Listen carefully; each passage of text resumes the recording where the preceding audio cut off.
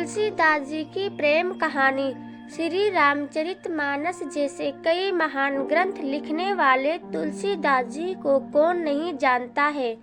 श्रवण मास के शुक्ल पक्ष के सप्तमी तिथि के दिन चित्रकूट के राजापुर गांव में उनका जन्म हुआ था।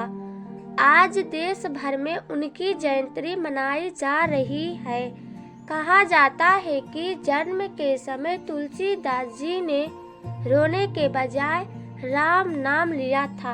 इसी के कारण उन्हें राम बोला कहा जाता है।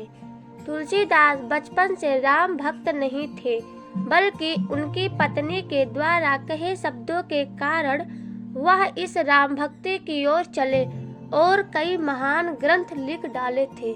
पत्नी की खूबसूरती के कायल थे राम बोला। तुलसीदास जी की पत्नी का नाम रत्नावती है। नाम की तरह ही वह काफी सुंदर थी। उनका जादू इस कदर से तुलसीदास जी पर चढ़ा था कि वह दुनिया जहां को भूल बैठे थे।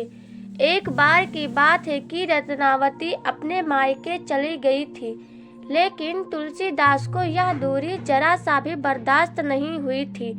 वह अपनी पत्नी को देखने के लिए इस कदर पागल हो गए थे कि उन्हें देखने की लालसा में वह आधी तूफान से होते हुए अपनी पत्नी के पास जाने लगे। तुलसीदास अपनी पत्नी से मिलने उसके मायके जाने लगे।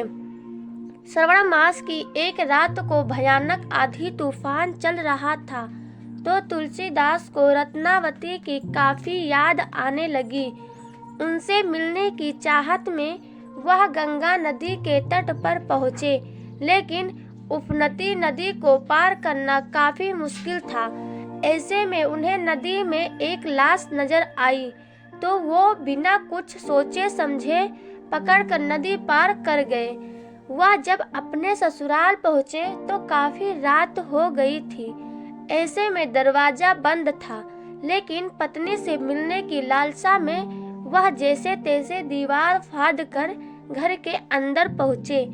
तब रामबोला को अचानक देखकर उनकी पत्नी काफी क्रोधित हो गई, क्योंकि वह अपने ससुराल दरवाजे से नहीं बल्कि दीवार फाड़ कर आए थे। ऐसे में वह अपने घर वालों से क्या कहती।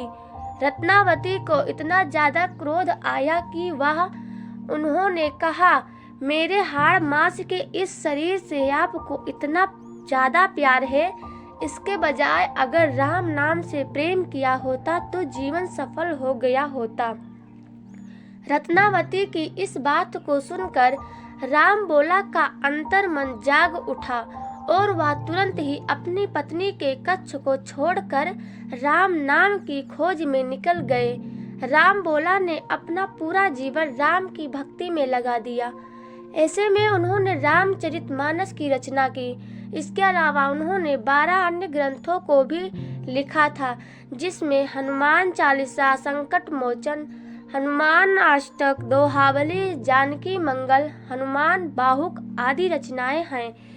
दोस्तों, आई होप ये वीडियो आप लोगों को जरूर पसंद आया होगा। ऐसे ही कहानी वीडियो सुनने के लिए हमारे चैनल को सब्सक्राइब जरूर करें और हाँ, कमेंट में जरूर बताएं ये वीडियो आप लोगों को कैसा लगा। धन्यवाद।